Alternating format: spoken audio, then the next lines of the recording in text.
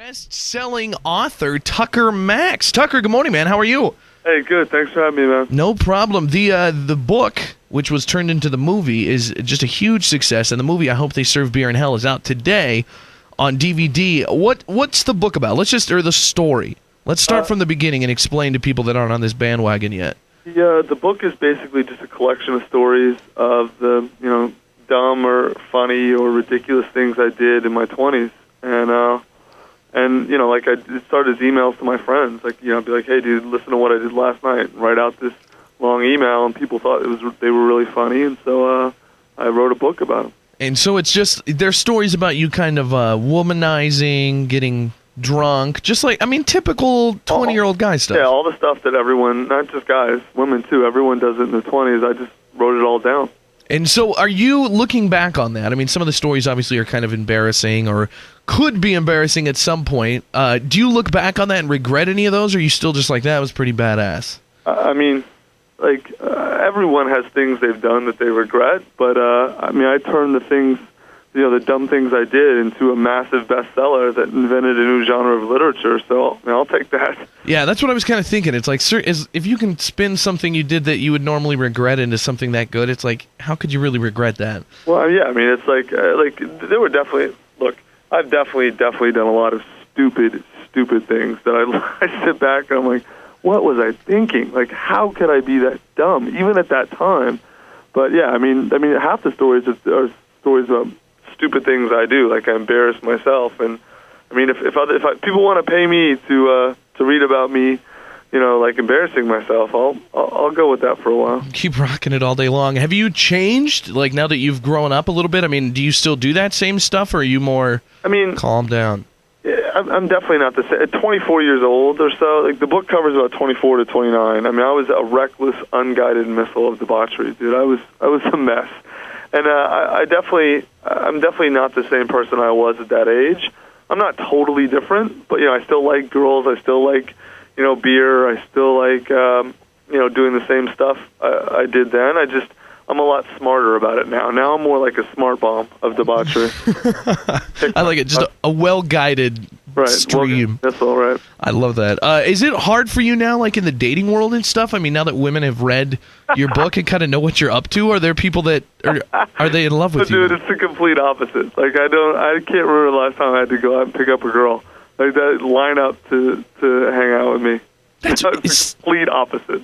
Doesn't that seem a little weird to you? Like, as a guy, if you would have read your story but about a woman, like, wouldn't you think that you'd kind of be a little leery about her? See, Handler's written 3 books that aren't as good, but are the same subject as mine, and she has no problem. Like, if you understand anything about women, you understand, like, there's no aphrodisiac more powerful than fame and power. And you write a famous book that everyone reads and likes, there's going to be a lot of women who are into that. That's awesome, man. What's life hold for you now? Are you going to continue the writing thing? I've got my next book, kind of the sequel, is coming out September 28th. Excellent. So people can look up Tucker Max, check that one out. I'm looking forward to that. But what are you going to... Because before you were going to be a lawyer, right? Wasn't that the initial plan? I went to Duke Law School. I graduated. I could be a lawyer, but that's, like, I would much rather do something I like than something that really sucks. Being a lawyer sucks. I love the honesty on that one. Oh, it's the worst, dude. It's the worst. I hope that your career doesn't, like, spiral down and you have to become a lawyer and then somebody in your law firm keeps playing that clip over and over again. It's 1.5 million books. Like, I don't have to do anything I don't want to. That's one of the great parts about having, like, a big, successful project is, even if my next book only sells half that, and that's the only thing I ever do, I'm good. I'm good for a long time. That's so could you technically retire and live pretty comfortably for the rest of your life? Oh, yeah.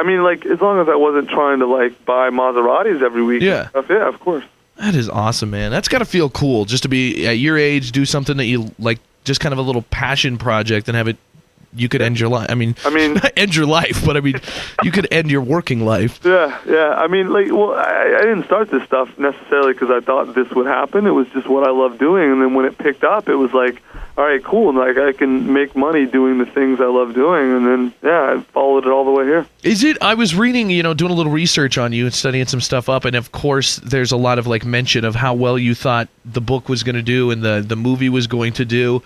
and that didn't really come true. Like, are you eating your words on that, or was that just kind of like hyping it up? Like where you said it'll easily beat The Hangover? You talking about the book or the movie? The movie now. I think the movie's really good, and I think we had a very poor distribution and a very poor marketing plan. I mean, unfortunately, for movies to do well in America, you have to spend a lot of money on them, and our studio wasn't willing to spend any money to market it. So, like, I mean, it was never in more than 200 theaters. It can't do well. There's just no way. I see. So you were like, when you were saying it was going to do better than The Hangover, you meant like if it was equally promoted and on the same level. Hangover spent $40 million on pre-release P&A, and I think we spent $3.5. Wow. What do you do in that case? I mean, are you just pissed at your manager? Are you pissed at the studio? Like, who do you get pissed at when they screw it up like that? I mean, there's not one person. It just depends who is making the decisions. And in this case, the studio and the distribution team were the ones that were kind of making those decisions. I mean, it wasn't. This was a more difficult decision. It's not like it was any one person's fault. It was just not a good.